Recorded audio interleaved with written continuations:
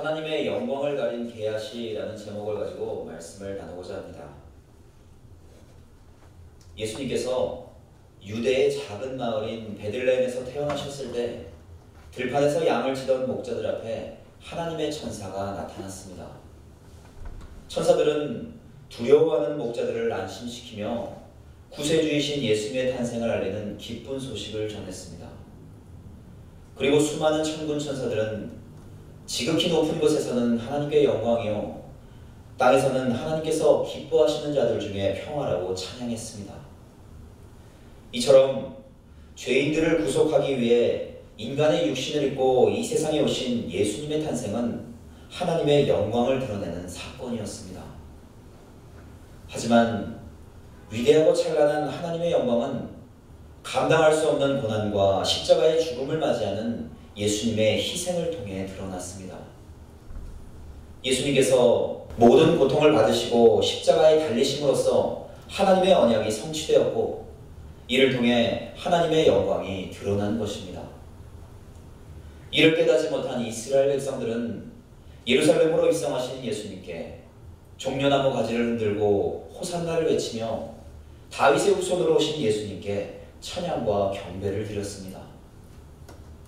그들은 예수님을 다윗처럼 강한 왕으로 여기며 인간적인 영광을 돌린 것입니다. 예수님께서는 죄인들을 구원하시려는 하나님의 뜻에 따라 십자가를 지셔야 하지만 이스라엘 백성들은 인간적인 환호와 찬양으로 하나님의 영광을 가렸습니다. 그러나 예수님께서는 이스라엘 백성들의 마음을 아시면서도 묵묵히 십자가의 길을 걸어가셨습니다. 그들의 열심과 상관없이 오직 하나님의 영광을 드러내시기 위해 자신의 사명을 감당하신 것입니다. 그러므로 그리스도를 나의 주로 고백하는 성도들은 이스라엘 백성들처럼 하나님의 영광을 가리지 말고 구원을 약속하신 하나님께 그저 감사해야 합니다. 그러면 주님께서는 하나님의 영광을 보이시며 성도들에게 충만한 은혜를 허락하실 것입니다. 나아만 장군은 문둥병을 치료받고 회심한 뒤 자신이 지금까지 섬기던 우상을 버리고 하나님을 진정한 절대자로 믿었습니다. 그렇기 때문에 하나님께서는 나아만에게 구원의 은혜를 허락하심으로써 하나님의 영광을 드러내신 것입니다. 엘리사는 나아만의 문둥병이 치유되는 기적이 그를 구원하시려는 하나님의 뜻임을 깨닫고 그분의 영광을 가리지 않기 위해 나아만이 주는 예물을 받지 않았습니다. 엘리사는 이스라엘 백성이기 이전에 하나님의 사람이었기 때문에 이방인을 구원하시려는 하나님의 뜻에 순종한 것입니다. 하지만 이 모든 상황을 지켜보던 게하시는 나아만의 예물을 받지 않은 엘리사를 이해할 수 없었습니다. 그는 엘리사처럼 하나님의 편에서 먼저 생각하지 않고 지극히 인간적인 마음으로 나아만의 예물을 탐했던 것입니다. 게하시는 하나님의 살아계심을 두고 맹세하면서까지 어떻게 해서든 나아만에게 예물을 받겠다는 악한 마음을 품었습니다. 이처럼 그는 순간적인 욕심과 감정으로 행동한 것이 아니라 철저한 계획을 가지고 적극적으로 움직인 것입니다. 아마도 게하시는 아람으로 돌아가는 나아만의 뒤를 쫓으며 그에게 예물을 얻기 위한 많은 계략을 세웠을 것입니다. 나아만을 쫓아가던 시간들이 죄된 마음을 돌이킬 수 있는 기회의 시간이었지만 그는 인간적인 탐욕에 사로잡힌 채 끝까지 악한 마음을 돌이키지 못했습니다. 열왕기하 5장 22절에서 23절에 그가 이르되 평안하나이다. 우리 주인께서 나를 보내시며 말씀하시기를 지금 선지자의 제자 중에 두 청년이 에브라임 산지에서부터 내게로 왔으니 청하건대 당신은 그들에게 은 1달란트와 옷 2벌을 주라 하시더이다. 나아만이 이르되 바라건대 2달란트를 받으라 하고 그를 강권하여 은 2달란트를 2전대에 넣어 매고 옷 2벌을 아울러 2사원에게 지우매 그들이 게하시 앞에서 지고 가니라. 나아만은 자신을 쫓아오는 게하시를 보고 곧바로 수레에서 내려 그를 맞이했습니다.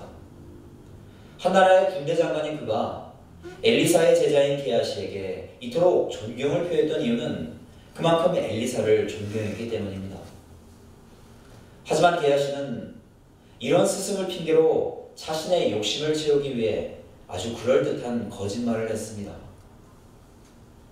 에브라임 산지에는 당시 북이스라엘 수도인 사마리아가 속해 있었기 때문에 사마리아 산지라고도 불렸습니다.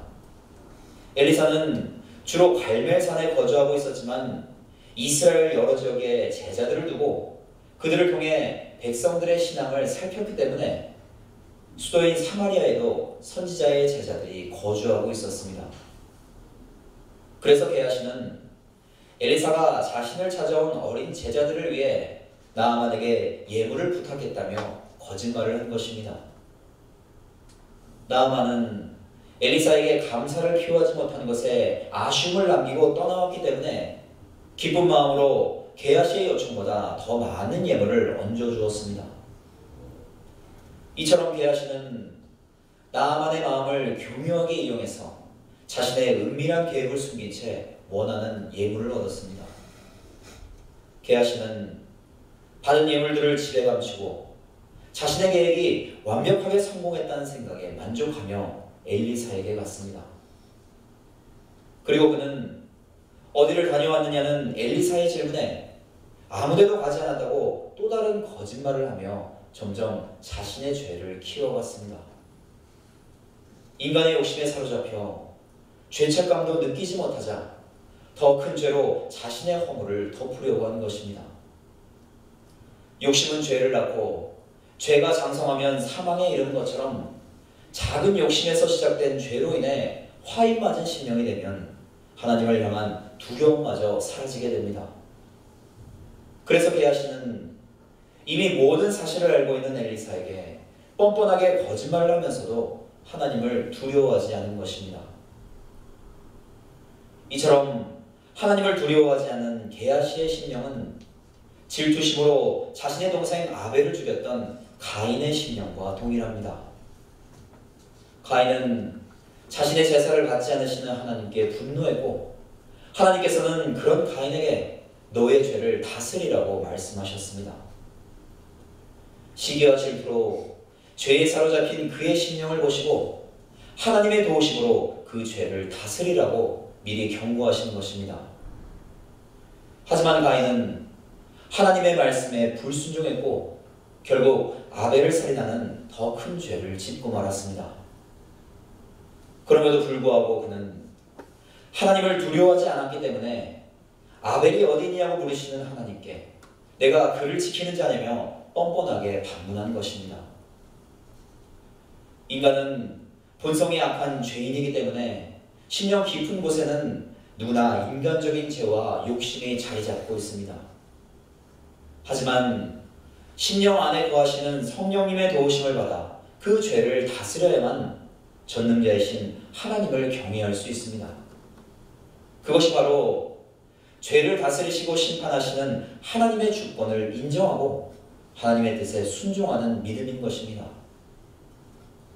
하나님의 선한 뜻은 어둠을 비추기 때문에 하나님 앞에서는 감춰지고 숨겨진 모든 죄가 드러날 수밖에 없습니다. 하지만 인간의 죄가 드러나야만 회개할 수 있고 그래야만 용서를 받을 수 있기 때문에 결국 죄가 드러나는 것은 하나님께서 주시는 기회이자 은혜인 것입니다. 열왕기하 5장 26절에 엘리사가 이르되 한 사람이 수레에서 내려 너를 맞이할 때 내 마음이 함께 가지 아니하느냐 지금이 어찌 은을 받으며 옷을 받으며 감람원이나 포도원이나 양이나 소나 남종이나 여종을 받을 때이냐. 하나님께서는 게하시의 죄를 드러내시기 위해 엘리사에게 영적인 감동을 주셨고 엘리사는 재물을 탐하던 게하시를 강하게 책망했습니다. 그리고 엘리사의 책망은 게하시뿐만 아니라 북이스라엘에 타락한 모든 거짓 선지자들을 향한 것이었습니다. 당시 영적으로 타락한 북이스라엘에는 우상 숭배가 난무했고 거짓 선지자들은 자신들의 욕심을 채우기 위해 백성들의 재물을 부당하게 챙기는 일들이 빈번했습니다. 그래서 하나님께서는 그들의 모습을 대변하는 게하시를 통해 탐욕에 물든 이스라엘의 거짓 선지자들을 모두 책망하신 것입니다. 엘리사가 나아만의 예물을 받지 않았던 이유는 나아만을 구원하시려는 하나님의 뜻을 변질시키지 않기 위해서였습니다. 병이 치유된 기적은 자신의 능력이 아니라 하나님의 말씀에 순종하는 자들을 구원하시는 하나님의 능력이라는 사실을 그에게 알려주는 것입니다. 이처럼 엘리사는 하나님의 영광을 가리지 않고 영혼을 구원하시려는 하나님만 드러내기 위해 끝까지 노력했습니다. 하지만 인간의 욕심을 채우려는 게하시의 어리석은 행동이 오히려 하나님의 영광을 가렸습니다. 그는 하나님의 놀라운 역사를 변질시키며 자신의 스승인 엘리사를 기적을 일으키고 대가를 받는 타락한 선지자로 전락시킨 것입니다. 엘리사는 나아만의 문둥병이 게하시뿐만 아니라 그의 자손에게까지 임할 것이라고 심판의 말씀을 전했습니다. 물론 엘리사는 스승의 이름을 팔아 재물을 취한 게하시의 행동에 실망하고 진노했지만 지극히 개인적인 감정만으로 그를 저주한 것이 아닙니다. 게하시의 욕심이 하나님의 영광을 가렸기 때문에 엘리사는 하나님의 이름으로 심판의 말씀을 전한 것입니다. 성도들은 게하시처럼 하나님의 영광을 가리는 어리석은 자가 되지 않기 위해 믿음의 삶을 온전히 살아야 합니다. 성도들의 입술을 통해 하나님의 뜻이 널리 전해져야만 거룩하신 하나님의 영광이 온 세상에 드러날 수 있기 때문입니다. 자신의 욕심을 다스리지 못한 게하시는 결국 나아만의 문둥병을 그대로 받는 하나님의 심판을 받고 말았습니다. 성서시대에는 사람에게 생기는 질병뿐만 아니라 의복이나 가죽, 심지어는 집에 생긴 곰팡이까지 문둥병으로 보았습니다. 의학이 발달하지 않는 고대시대에는 문둥병을 치료하기 어려웠고 전염성이 강했기 때문에 병이 치유될 때까지 사회에서 격리시켰습니다. 특히 이스라엘 사회에서 문둥병은 단순한 질병이 아닌 인간의 죄와 하나님의 심판의 의미를 담고 있었습니다. 그래서 문둥병에 걸린 자를 공동체에서 분리하는 것은 죄의 영향력을 끊기 위한 목적 때문이었습니다. 율법에 따라 문둥병이 양성으로 판정되면 사물과 집은 소각하거나 파괴했고 사람은 공동체에서 추방시켰습니다. 그리고 음성으로 판정되거나 병이 치료되면 정결 예식을 행했으며 판정이 유고된 경우에는 격리한 뒤 일주일 뒤에 다시 진단을 했습니다. 성경에서 문둥병이 처음으로 등장하는 장면은 하나님께서 모세를 애국으로 보내시기 전 그에게 표적을 보이실 때입니다. 하나님께서는 모세의 손에 문둥병이 나게 하셨고 그의 손을 품에 넣었다가 다시 꺼내게 하시며 병이 낫는 기적을 보이셨습니다. 이 기적을 통해 이스라엘 백성들의 죄를 용서하시고 그들을 깨끗하게 하실 수 있는 분은 오직 하나님뿐이라는 사실을 알리신 것입니다. 이처럼 이스라엘에서 문둥병은 죄와 영적인 부정함을 상징하는 질병이었습니다. 율법에 따르면 문둥병은 철저히 제사장의 관리 아래에 있었기 때문에 병을 진찰하고 확정하며 부정함을 알리는 것은 제사장의 역할이었습니다. 그리고 제사장은 병이 치유되면 반드시 정결 예식을 행함으로써 질병으로부터 깨끗하게 되었음을 선포해야 했습니다.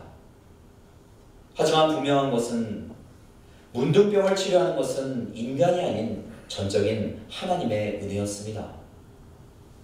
특별한 치료법 없이 하나님께서 깨끗하게 하셔야만 치유를 받을 수 있었던 것입니다. 그렇기 때문에 문둥병에 걸린 자는 공동체를 벗어나 이스라엘 진영 밖에 혼자 거하며 하나님께서 병을 치료하실 때까지 기다리는 수밖에 없었습니다. 그래서 광야 생활 당시 모세를 비난했던 미리암이 문둥병에 걸렸을 때 모세는 그녀의 병이 낫게 해달라고 하나님께 간구했고 미리암은 하나님의 말씀에 따라 7일 동안 이스라엘 진영밖에 거했던 것입니다. 이처럼 부정한 죄를 용서하시고 정한 모습으로 회복시키실 수 있는 분은 오직 하나님 분입니다. 죄를 회개하고 간구하는 가운데 전적인 하나님의 은혜를 입어 용서를 받아야만 다시금 하나님의 보호하심 속에 살아갈 수 있는 것입니다. 나아만은 이방인임에도 불구하고 하나님의 말씀에 순종했기 때문에 문둥병이 치유되는 기적을 경험하고 하나님을 영접하는 축복을 받았습니다.